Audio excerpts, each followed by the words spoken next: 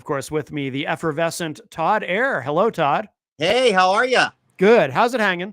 It's hanging left as usual. Only way it should be hanging, right? I suspected as much. I didn't want to ask you that question last week in front of our guest. I didn't want. Oh, I think you did actually, Matt. You did ask us. I don't think I asked you that Oh. specifically. I definitely didn't ask her. Oh, I don't yeah, think yeah. Well, yeah, that's true. I don't think I asked you either. I was being a little extra careful. Yeah, But okay. But here we are. We are streaming live, of course, on it is Sunday, July 13. Of course, most of our listeners will get this in the podcast form. But if you are joining us live, welcome to the program. Feel free to participate in the chat. If I see the message, I'll read it. I'll put it up. But speaking of our guests last week, so you have something to announce. I have some big news. So Sarah Chadzinski, we announced on, I believe it was Thursday, in front of the detention center in Stafford County. Is it Stafford or Stratford? Stratford. Okay. Better get these things right. Anyway, that she is going to be running for District 1 congressional seat, Pappas's seat. So, we're really excited about this. I'm actually helping her out with some public affairs stuff and all of that. So I guess, hey, full disclosure, right? So now you know, and I will obviously be pro Sarah on this show. Sure. Of course. No, but I should be. There's a good reason to be. But and that really, Matt, brings us into the topic for this week. Which, I really think we're going to do we can take this whole episode and really just do a deep dive into this immigration deportation mess going on. And I don't know if you know this, Matt, but did you know, actually, as we were standing there in back of us inside the detention center, there were 100 plus immigrants that have been detained by ICE. So basically, they have strong-armed Stratford County Sheriff, and they have strongly coerced him into using his jail detention center for ICE detentions.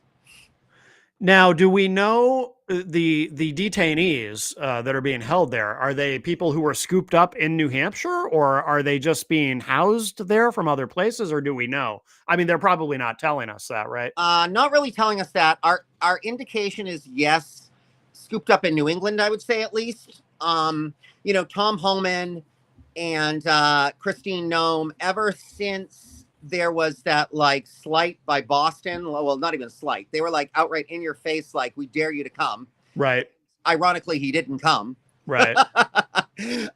So now their whole goal is to just attack everywhere in New England, other than Boston, because you see, when you're a tough guy, you always attack where there's the least resistance, right? I mean, well, but that's part of the larger modus operandi, right? Of how ICE operates, because, there's all the talk about, the MAGA people say, oh, got to get those criminals. Meanwhile, right. They're showing up at job sites. Yeah. Where you've got hardworking, undocumented immigrants there. Clearly, they're not right. out on the streets hustling. They're not selling drugs. They're working. They're at job sites. And that's where ICE is showing up. Absolutely. Because this is really making America great again. Oh, yeah. Yeah. It's good to completely deplete our working force, our entry-level service positions, our entry-level healthcare positions, people that are taking care of our elderly and our children. It's good to just completely deplete that workforce. Well, not only that, but what's happening in California over the last week, now ICE is raiding farms in California. And I know a MAGA person will say, well, whatever, it's a blue state. Good. We're owning the libs. Right. But you got to think a little bit deeper. Number one, California is the largest, farming state, agricultural state, which people don't realize that. Honestly, I don't think I realized that until I took a deeper dive, but yeah, it is in the country. So, talk about the price of eggs, my friend. Well, that's the thing. I mean, and the Trump administration, Trump himself has been very confusing and inconsistent in public statements, because at one point Trump said oh, maybe we're not going to scoop up everybody at farms. Maybe that's not the best idea. Because I guess somebody managed to get into his ear and say, you realize, Mr. President, that, the farmers who, granted, through tariffs during the first Trump administration, Trump had no problem doing horrendous damage to agriculture at that time. But yeah, I mean, these farmers depend on these workers. You can hate them all you want because they're not from here, but these farmers depend on them, and we depend on the farmers for our food. So at one point, he started to walk that back and say, okay, maybe we won't raid farms. Yeah. And then they go ahead and start raiding the farms. Well, he makes these, it reminds me, again, I always refer to them as the MAGA mob and things like this. And he really operates in that way. Mm-hmm. It's like 1 minute he's doing something, or pretty much what he does is he says what he thinks you want to hear. Yeah. He gets you to support him. And then behind your back, he stabs you. So even if you're like if you're a MAGA leadership, I would say, I mean, I understand, to some extent, I'm almost feeling like, I'm starting to gain pity almost on some of these low information, like Kool-Aid drinkers. It's like, I don't know what's wrong. Like, I mean, really, they're mentally challenged individuals. I mean, their livelihoods are being damaged. Their economies are being destroyed. One good example, let me just quickly pivot to this and we'll go right back to the immigrant thing. I mean, look at how, but clearly there's some insanity there because, like, for instance, Texas was given a large chunk of money from, I believe it was back in might have even been in the Biden era, but it was like a large chunk of money for, FEMA-esque, natural disaster. And you know that some of the money actually was rejected because, as Texas leaders put, I'm paraphrasing, but basically they said, this is communist socialist money. Right. And we won't use communist socialist money to save our people. Well, first off, number one, it's not. Right. But number two, let's give them the benefit of the doubt and say it is. But if you have, China has in the past helped us with natural disaster. We didn't dissuade it. Like, sometimes the greater good matters. You can't just be like, it would be like, New Hampshire saying we have a disaster, or Massachusetts saying we have a disaster and not accepting federal funds right now because it's MAGA run. Like, nope, forget it. We're gonna foot the bill ourselves. Like, come on. Well, part of it is, though, Republicans, this predates Trump. Trump has simply capitalized on this. Okay. Is that Republicans are conditioned to vote against their own interests. Yes. Because I can never remember who to attribute it to, but you've heard it, obviously, and read it. The greatest trick the devil ever pulled was convincing the world that he didn't exist.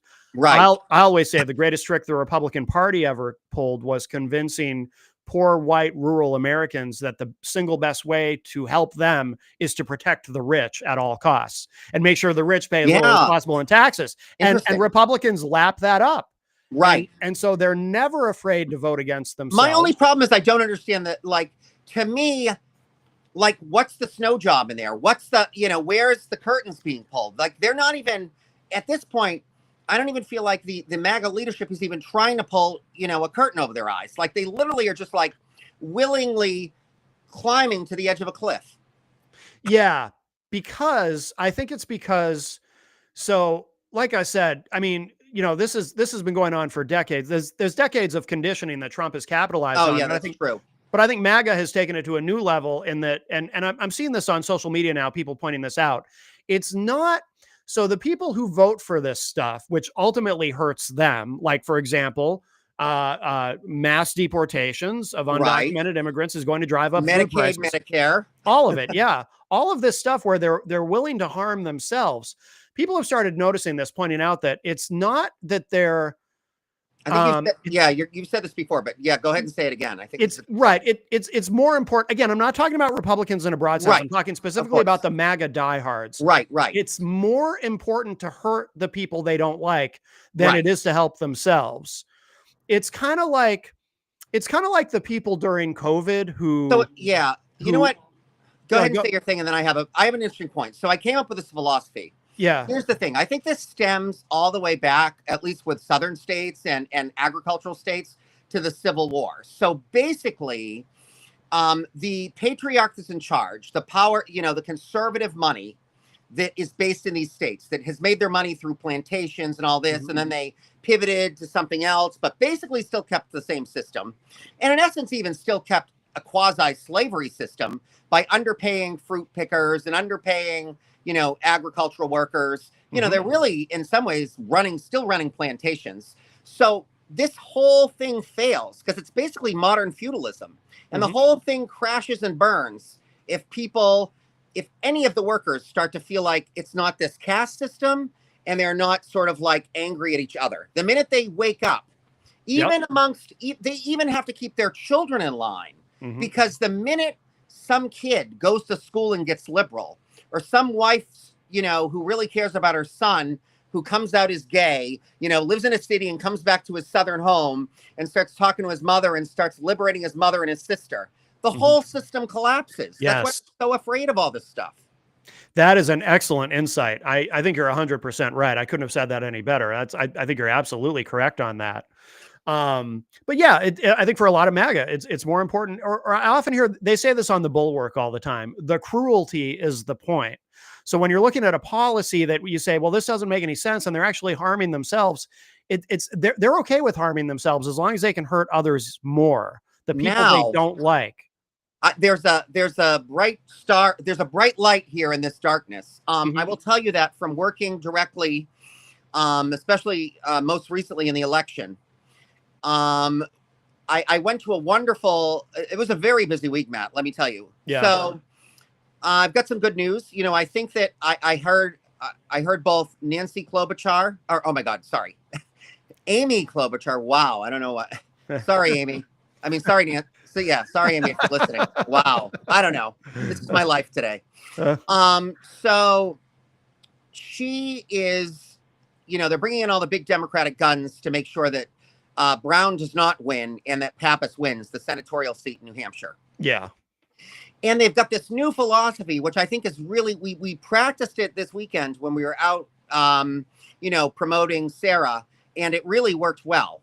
And it's rather than doing this like promotion or like recruitment of red areas and try to like brainwash them into being blue, Amy Klobuchar calls it the open door policy. So what you do is you say, look, you have a right to think what you want to think, but we're going to come into your areas anyway to make ourselves available. And we're going to come talk to the few people, because there are people in these areas too that feel like they're being isolated and not being listened to. So it's important we show those people we're there for them too, because they can't feel isolated. And then what happens is they overhear us talking.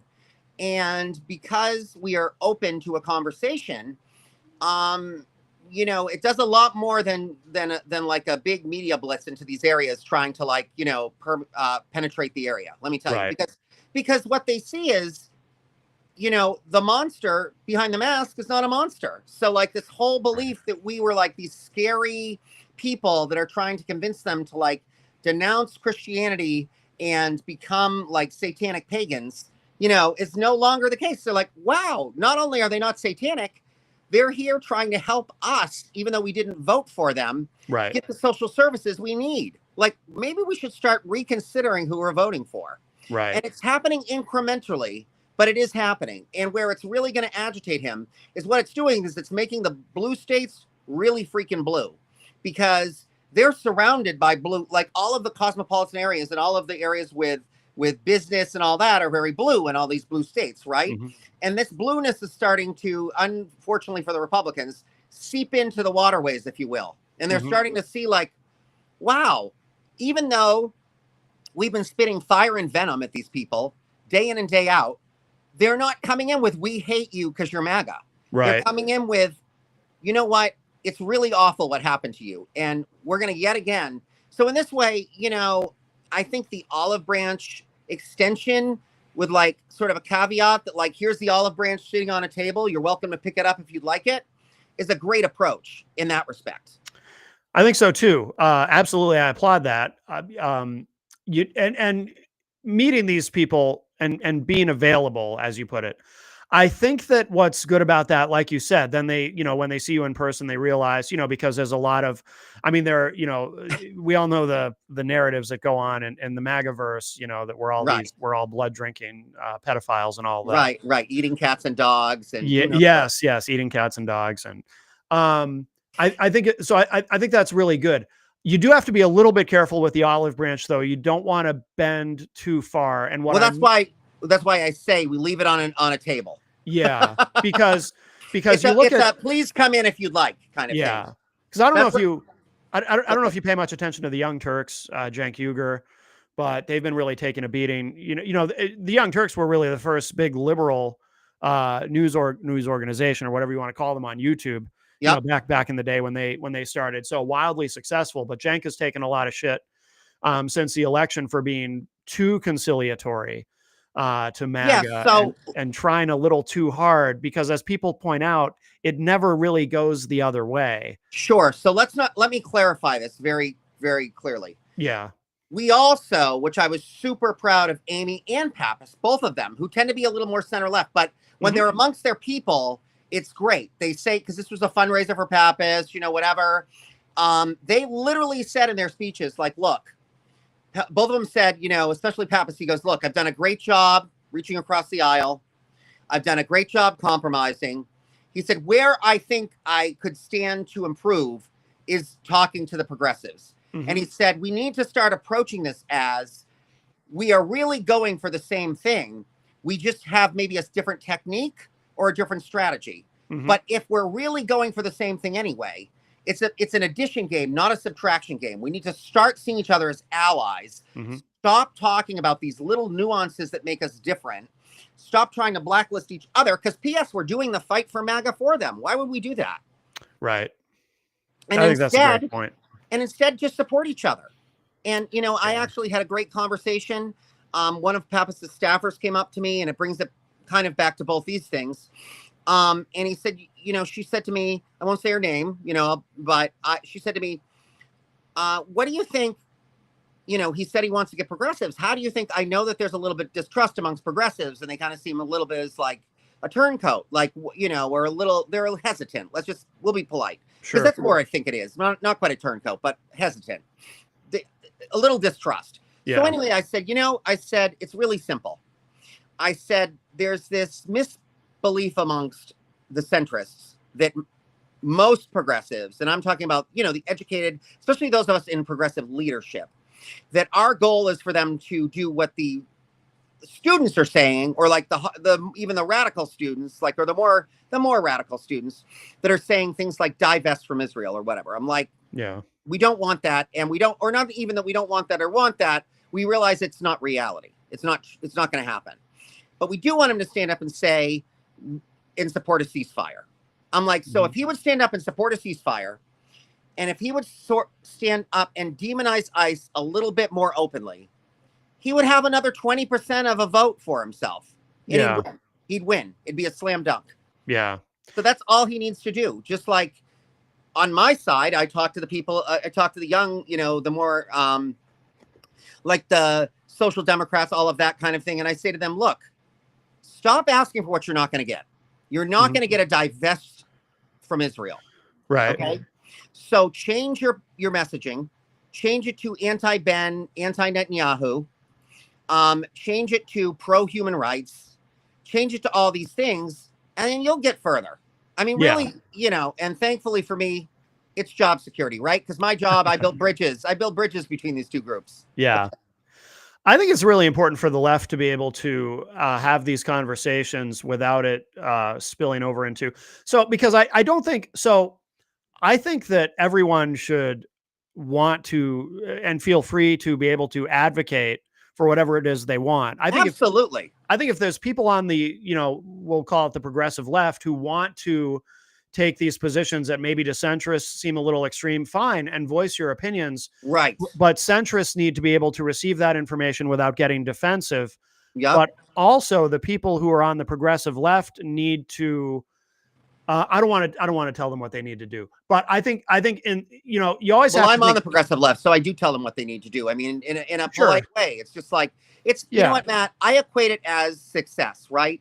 if it's like, I even say to Sarah, look, because Sarah's definitely left, but she's also very open to being compromising. And I'm saying, Sure. like, you know, you have to, again, that's why I like this open door policy, right? Because what it says is you're welcome to join us if you would like, but we're not going to jam it down your throat. Yeah.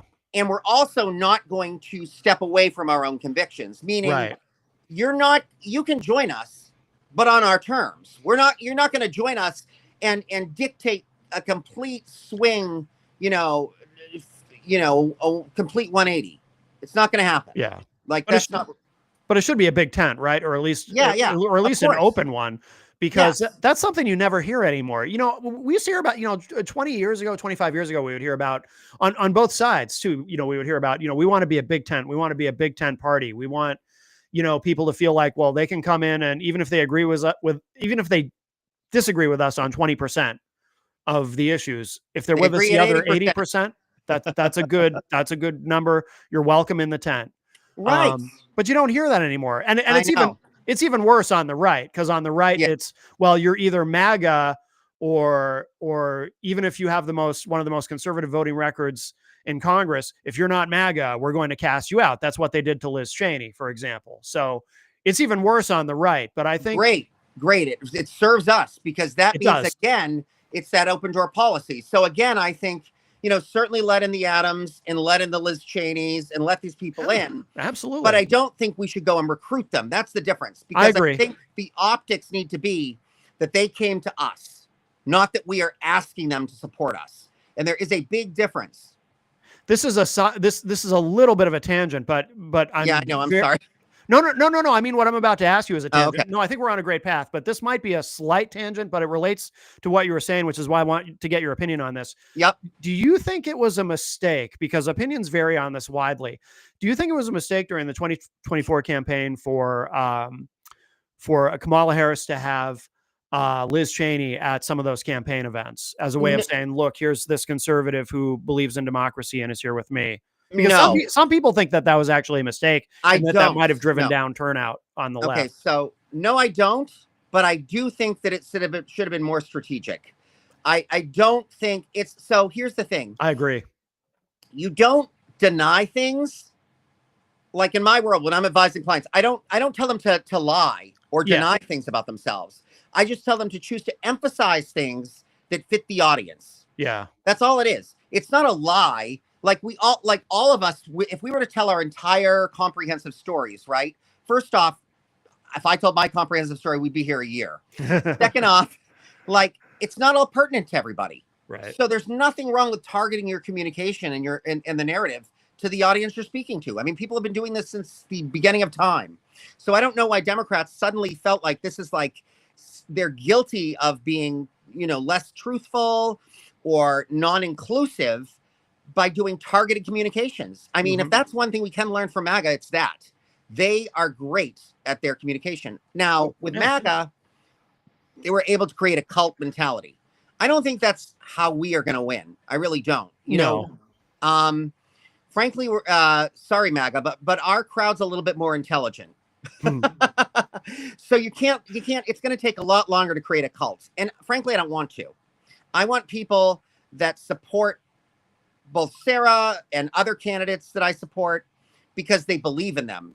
Right. Just like I want my goal, and I am working to, I don't want to, vote for a papist because it's my only choice. I want to vote for papist because I believe in about 80-90% of the stuff he's saying. Mm-hmm. But I don't have to agree with all 100%. That's the other thing too, like you were saying.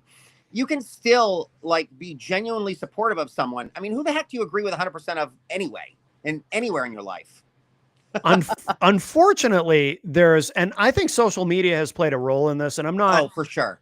I'm not anti-social media. Obviously, I embrace it. We would not be here, Matt. I use it. Right. Yeah. We wouldn't be doing this podcast, right?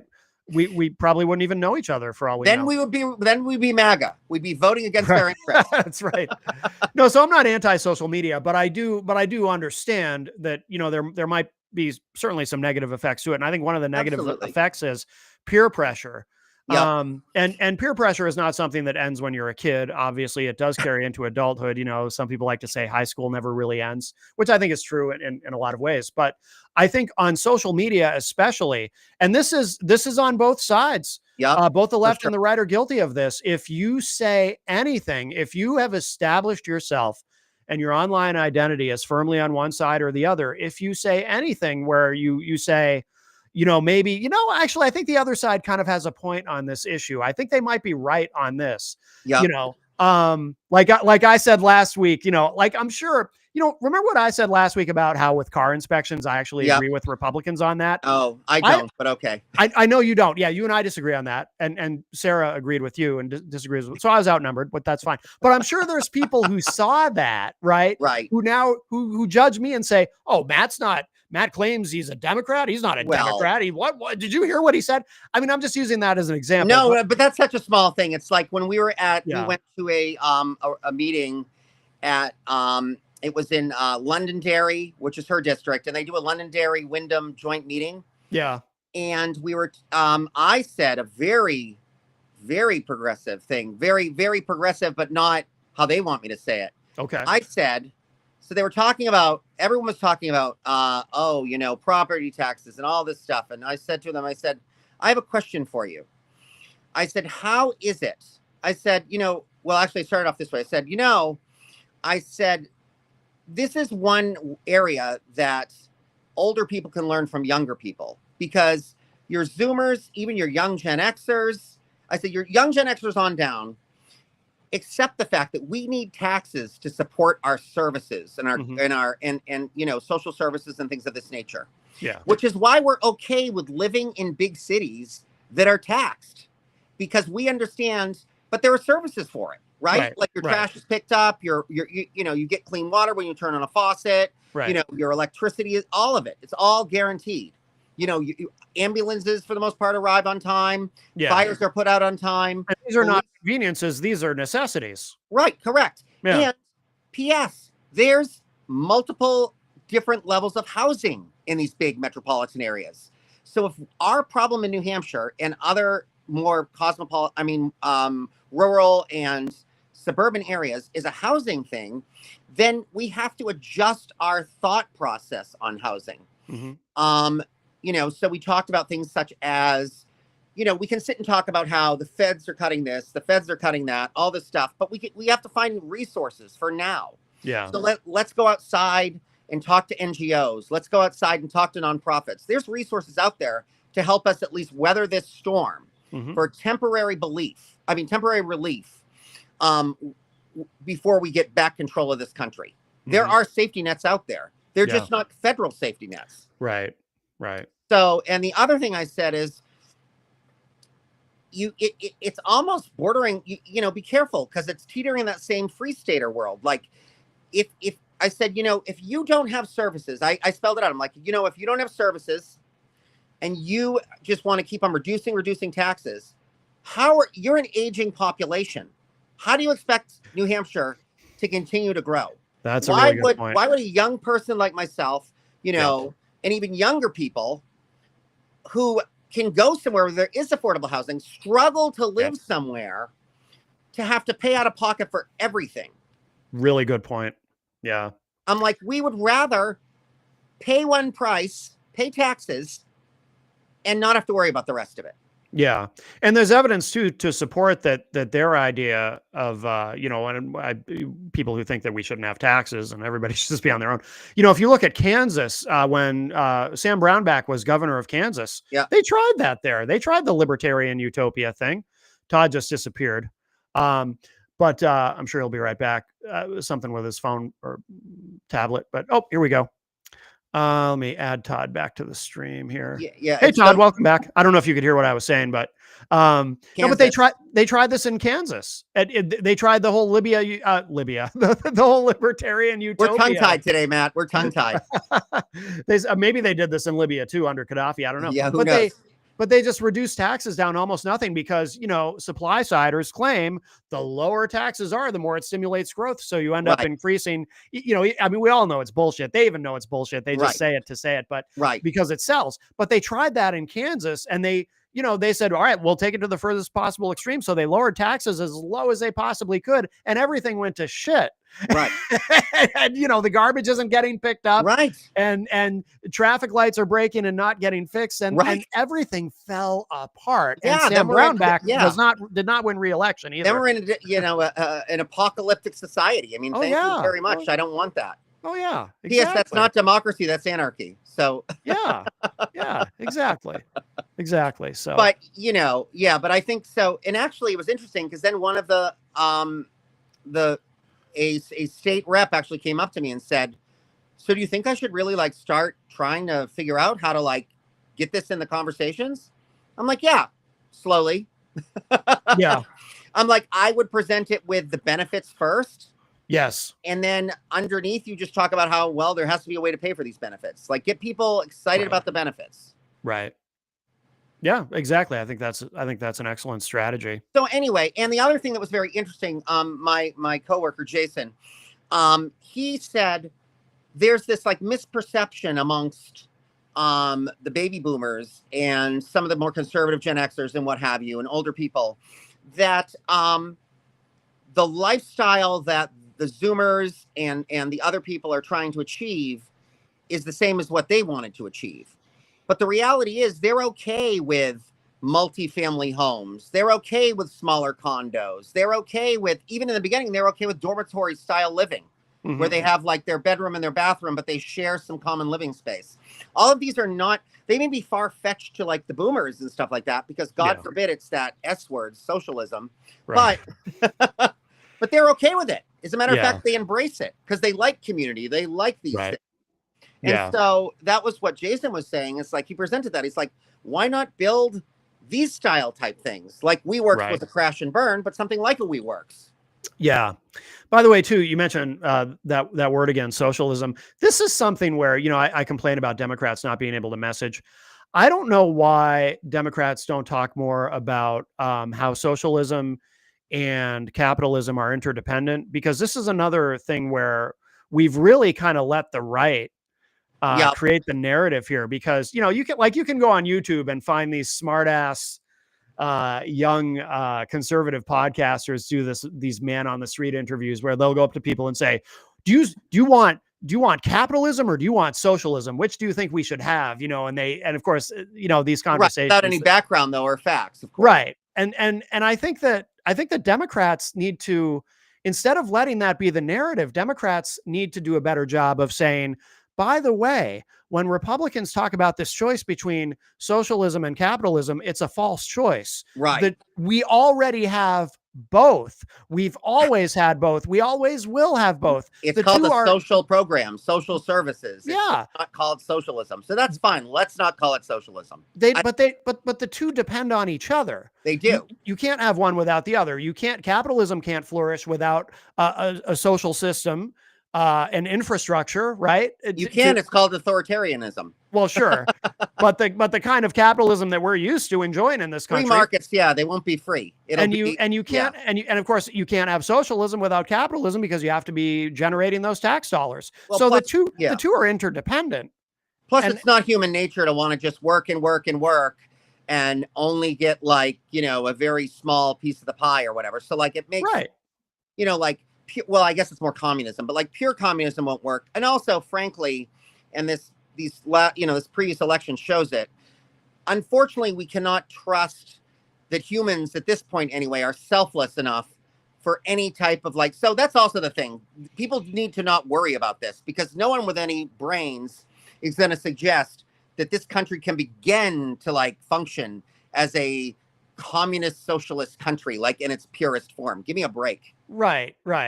So I think we need to really push that when someone says that to you, that you have to choose between the two, it's a false choice. We have both. We've always had both. We always will have both. We can argue about the mixture, and we should have those conversations. Do we want more spending on this or less? Do we want more regulation on this or less? And that's an ongoing discussion that we have anyway, but we have to really push back against this false choice. And I feel that's one of the many examples where Democrats have unfortunately abdicated the narrative to the right. As Amy said, and it's true, the reason why we're starting to make inroads is we are starting to play the offensive, and we are starting to come up with pragmatic ideas as opposed to like just constantly being on the defensive. And she said, and for God's sakes, let's lose this whole we hate MAGA. We all hate MAGA. So who cares? That's like, that should be like 15 seconds of the conversation and then you move on. If it's even that, like, you know what I mean? Yeah. Like, for me to run a whole campaign for a candidate or, you know, a client on let's be MAGA haters. Like, okay, cool. You know, we just said it. That's it. That's your whole campaign. We might as well just stop right now. Yeah. I mean, we can hate You know what I'm saying? we can hate the ideology. Well, that's what I mean. But I don't hate the people. I mean, I have friends. No. Okay. I have friends. MAGA, I have business partners who are MAGA. I disagree with them. Let's clarify this. Yeah. Hold on. What? Uh-oh.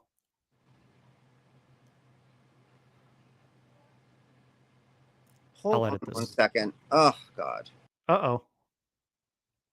Okay. Todd has to leave us for a moment. But you know, I mean, I obviously I have friends who are MAGA. I have people I do business with who are MAGA. Some people who I love dearly. I have a family member who's MAGA, who sends me these text messages that I think are pretty stunning given some of the values I was raised with. But I think it's important to be clear that, you know, we don't hate the individuals. We hate the ideology. I'm the one that said it, so let me say it. Okay. Sure. Okay.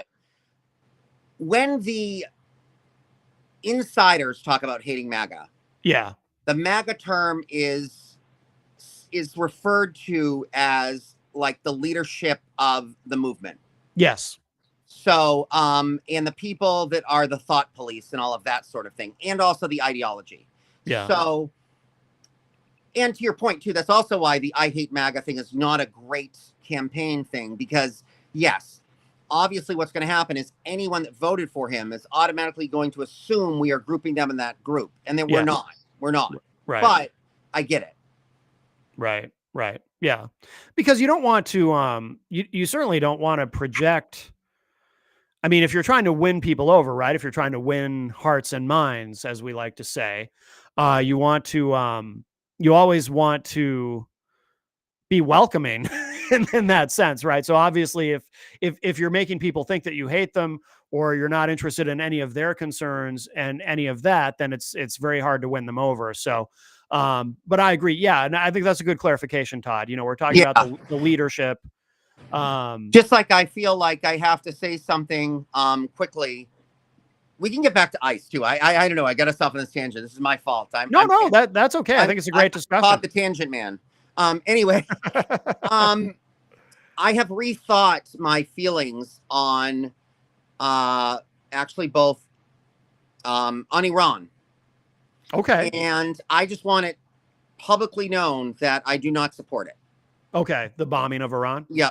I think that it wasn't it, and it's not it honestly isn't even ideological. I don't even think it was practical. Like, I think that there are so many reasons why I don't support it. Furthermore, I think it's kind of like we could almost use this as a simile to the I hate MAGA thing, right? Mm-hmm. We were starting to move Iranians as people to understand and want like more of like a free market, more of like, you know, freedom of speech, civil rights, all these things. We were starting to move the needle, and then we bombed them. And all that, how do you trust the person that basically said, it's okay, come to my house, it's safe, and then you shut the doors and you gas them, for God's sakes? It's like, that's a fascist, that's a fascist move. I mean, you know, and there's no way we could strategize, nor did they even try to, not kill civilians. So it's like, I mean, you know, not with bombs anyway. So, and third, and the other piece is they failed. They don't even know. They told us it was going to like basically annihilate the nuclear program in Iran. And now they're coming back and saying, if there even was one, I mean, there was one, but if there were even, I mean, they've supposedly had this bomb since 2009. Well, Tulsi Gabbard says there wasn't even a program, and then she got scolded. Who knows? So you see what I'm saying? Like, we don't even know. I know. Yeah, that part's unclear. And doing national military moves with not knowing is just foolhardy. Yeah, I think generally that's true. I mostly agree. I'm a little bit Okay. conflicted on this issue still. There's a part of me that says maybe there was some value in a show of force there, just to kind of let the Iranians know, look, Well, we're not fooling around. You know, you've got to come to the table. Don't get me wrong. We never should have. it's I not a mean, zero-sum game, Matt. It's not a zero-sum game. not. It's complex. We never should have walked away from the JCPOA, Right. which Trump That's what did I'm during the saying. first administration, Correct. because the whole deal with the first administration was everything Obama did, we have to undo. So that was a huge error. The IAEA said they were complying. There was no evidence that I'm aware of to suggest that they weren't in compliance. But I also understand some would say, well, regardless, you know, they are the world's number one state sponsor of terror. They are. Therefore, maybe they needed to be slapped, and that's what the bombing did. That's that little part of me. I know some people are going to say I sound like a No, neocon. I'm not saying that. I really, no, I know. this is kind of like maybe a little bit more. This is where I go a little bit. I don't even know what you'd call it, but I really do believe I don't believe that just because someone is a sovereign leader, if they are a sovereign leader of a terrorist state, I feel like it's fine to put them on the public enemy list and you know, eliminate them. So I mean, and if eliminating these people, I mean, maybe optics wise, it's not like super like warm and fuzzy, but if it saves like thousands upon thousands of civilian lives on both sides, why don't we use these kind of techniques? I mean, I really do. Yeah, neither of us are pacifists. Right. But what I'm saying is I believe in taking out the leadership. I don't believe I've always believed in that. Yeah. Did you how did you feel about when Trump ordered taking out Soleimani? Were you okay with that? Oh, sure, absolutely. That's what I'm saying. He is who we should be going after, not the country of. Yeah. And maybe if you could do it, I mean, I don't know. Obviously, if we knew 100% it was happening, I mean, yes, then it does become a lesser evil. You know, if they truly did have, like, if we had, you know, satellite photos of a bomb, all this sort of thing, you know, but, and the other reason is too, it basically said to Netanyahu, I can continue to manipulate the West. I can continue to manipulate the United States. Yeah. So Trump, who thinks he's got these people in his pocket, my friend, it's the opposite. They have you so in their pockets. Although, can I tell you? So one thing, because you know what they say about a broken clock. One moment Trump had that I actually liked was when recently when they negotiated. So there was a ceasefire. There was supposed to be a ceasefire between Iran and Israel. And they asked somebody from the media, I don't remember who asked the question. Somebody asked Trump, I think it was as he was getting off a helicopter, about a helicopter, you know, what's going on here? I thought there was a ceasefire, but no, I get that. I'd be pissed too if I were him. And Trump had that moment, and a lot of people criticized him for this. I liked it because it was raw and it was real, something we usually don't get from Trump, when he said, look, both sides, they don't know. I'll keep it clean for the pod, but both sides don't know what the F they're doing, except he actually used the word, and he seemed genuinely angry. That was one of those. That is good. No, and he should be, for sure. Very rare moments where I actually liked Trump, where I actually thought, I wish we saw more of that guy. That was raw and real and honest. And I thought that was kind of a cool moment. But a lot of people. I'm sorry. I admit, like, I have drinking the other Kool-Aid. That man, I will never like him ever again. Like, he's just no, I don't like him. No, I know that, but he's just done so much damage. I'm willing to extend. My open door policy does not include Trump and his administration. I'm sorry, I can't. No, but you know what it is they're such vile creatures. The thing is, I'm a very empathetic person, and I sense that you are too. But I'm sometimes I'm too empathetic for my own good, and I'm one of those people who will, no matter how vile I think someone is, I will look for things to like. Yeah, and so that was one of those rare moments where I was like, I like that guy, except I know that's not the guy he is the other 23 hours and 59 minutes out of the day. So I really don't like that guy. But in that moment, I was like, okay, he's right. What he just told the truth there. I mean, in that way, I'm a little bit, unfortunately, I'm a little hardliner in that respect. Like, meaning that for lack of a better word, I'm Machiavellian in that way. It's like the ends justify the means. So like Yeah. if I don't even, to me, when it comes to things like diplomacy, when it comes to things like that are big picture that basically destroy, I don't even know what we can call it, social, I don't know what you want to call it, but if it's going to destroy all of these innocents' lives, and one is going to happen, right? Like it's pretty much a finite thing. Like either innocent people are going to die, or non-innocent people are going to die, but it's going to be a bigger issue because they happen to be people in power. Then I'll always go with the people in power, because to me, they are the responsible ones. They are the ones that chose that position. They are held up and they are more accountable than the average person because they have more responsibility. Yeah, buck stops with them. You know, and with great power comes great responsibility, and leaders have to start realizing this. And if they don't realize it internally, externally, they will be taught that lesson. I mean, you cannot do these things. You cannot. I mean, if you want to just be some megalomaniac, go be a business tycoon. Don't be a political leader, because history shows it never ends well for these political leaders that are so tyrannical that they get caught up in their own head and refuse to listen to literally anyone around them. It always ends up very bad for them. Yeah. Yeah. True. Anyway, that was my pitch. Yeah. So speaking of tyrannical moves, back to ICE. Oh, yes.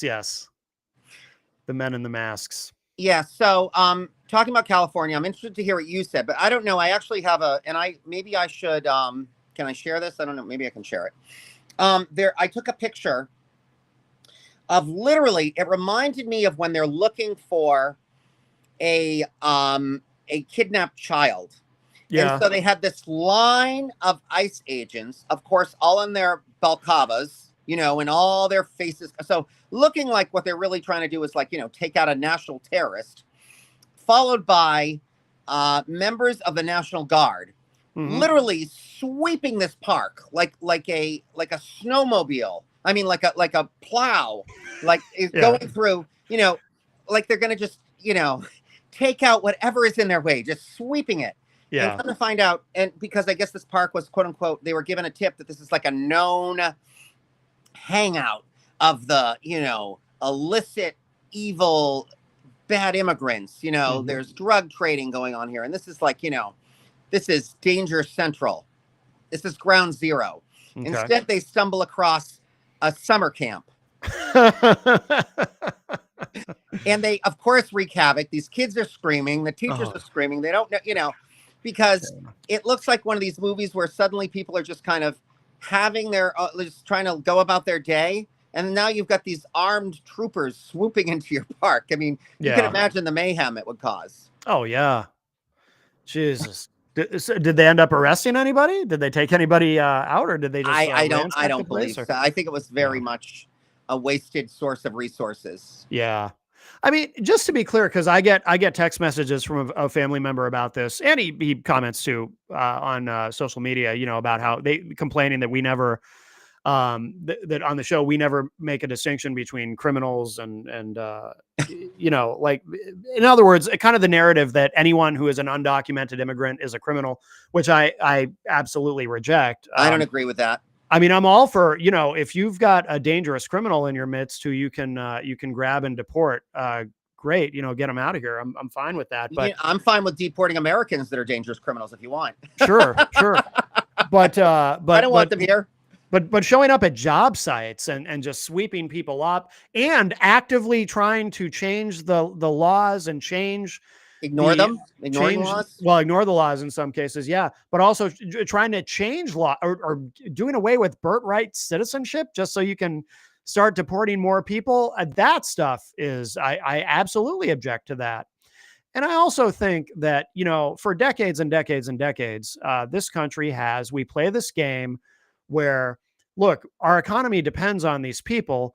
But instead of making it easier for them to get into the country and do so legally, instead of reforming our immigration system, we just, we get mad. We talk about building a wall and whatnot, and just pretend that our economy doesn't depend on these people when it clearly does. So, hold that thought, go grab my dog. What's that? My puppy wants in. Oh, he wants in?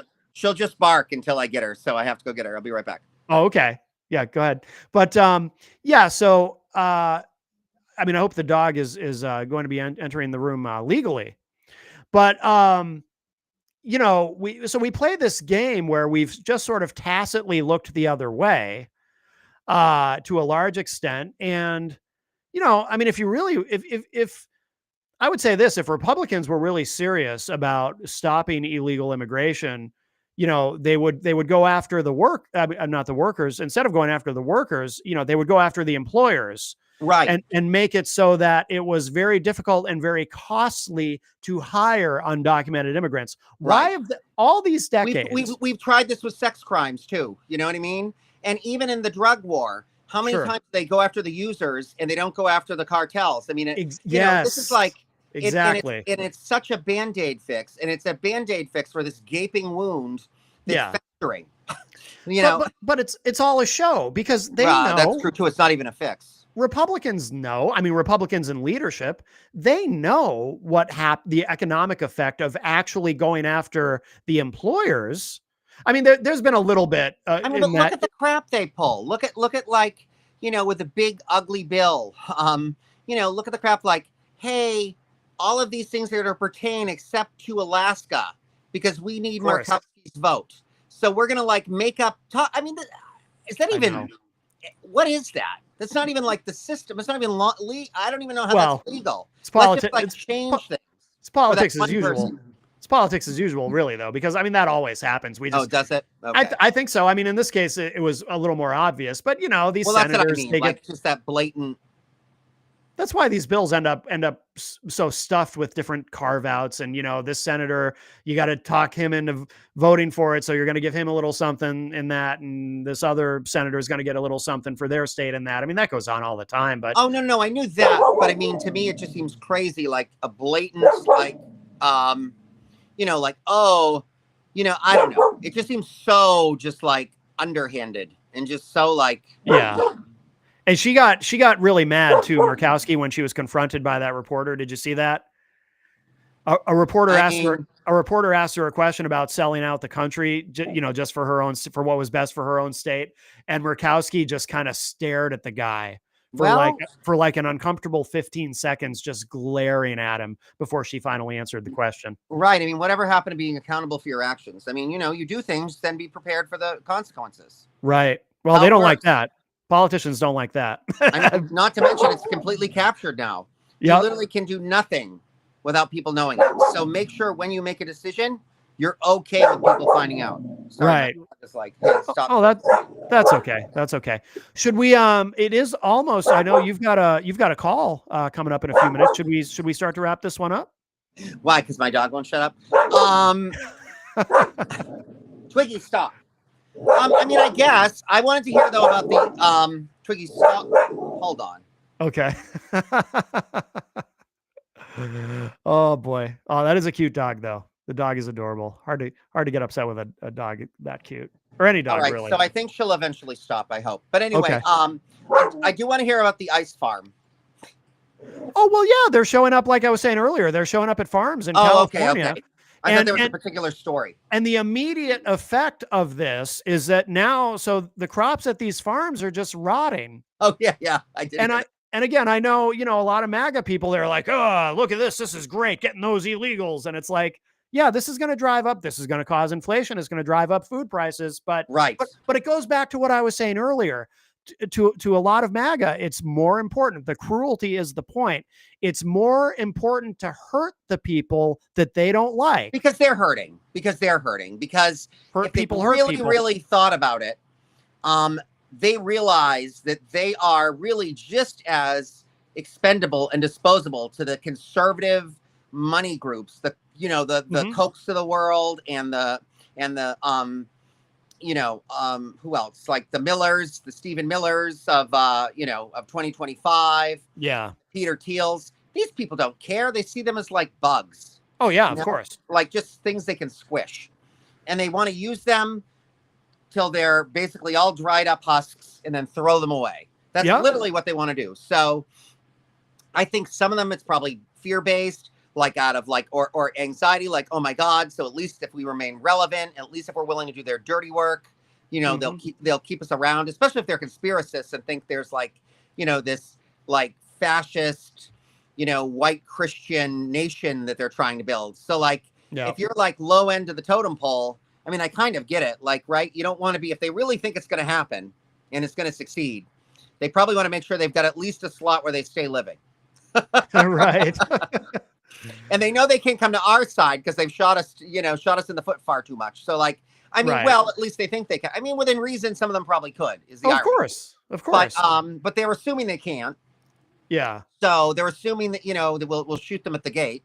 Right. Which we wouldn't. I mean, because that's just not what we do. Foolish or not, we don't do that. Right. We're like the Ellis Island of the world, So it's like, yeah, I don't know.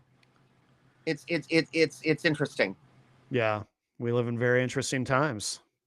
But yeah, I think it goes back to, like I was saying, that whole thing, so I think part of it is the fear thing. So I actually think the whole, like, they're going to take our jobs is actually bullshit. I think it's more like, Of course. we're being stepped on. That's never going to change. At least we're not the lowest rung in the ladder.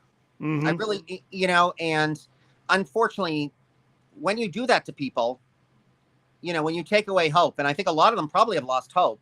Yeah. That's all they have, and Yeah. furthermore, they constantly, that narrative, like some of them probably literally think that these like hordes of like this like liberal army is going to come in and just like do the same thing that some of the craziest of theirs want to do. We're just going to come in with machine guns and mow them all down, which is not our goal. Our goal is 100% to make, God forbid, a more socialist world where everyone is accepted. Like, that's literally our goal. With radical leftist ideas like everyone should have access to healthcare and things like that. These crazy radical things we believe. Have a roof over their head, have clothing on their backs. Yep. Be able to eat. Yep. Be able to heat their homes. These are all awful, awful, awful ideas. I can't believe we ever came up with such things. We're such radicals. So cruel, too. So cruel. I know. I actually said that to people today. I was like, I was talking to somebody at the Raymond function, and they're like, would you consider yourself a progressive? I'm like, if thinking that people have a right to basic needs and even want that even further and let them have something to look forward to in life makes me a progressive, then guilty as charged. Yeah. Like, that's literally it. Yeah. I just think about people. Yep. I just add humans into the equation. Yep. Which, last I checked, that was what we're doing here. But anyway. Yeah. And we live in the most successful, most prosperous country in the history of the world. There's no reason for people to be suffering here. No, literally not. Like, I don't know. I'm not an economist, but I feel, especially if we tax the ultra wealthy, like we should be taxing them. I really, as naive, maybe this is naive, maybe this is idealistic, but I truly believe we would have to have zero poor in this country. We are that wealthy. Mm-hmm. Yeah, no, I agree with you. So 100%. Why did we create this great economy for just a few? It makes no sense. Right. And that few gets fewer and fewer. The concentration of wealth right. year after year is more and more concentrated. I mean, at this point, it's like they're doing things like, spending, like, look at these gross birthday parties they're throwing and all this nutty stuff. It's like they're the 21st century version of the pharaohs. Yeah. They want their immigrant workers to be buried with them in their tombs when they die. It's ridiculous. And to think that those of us that are intelligent, that have a level of privilege, but not that level of privilege, are going to sit back and let them do this to this country is so absurd. Right. Anyway. Nope, I'm with you.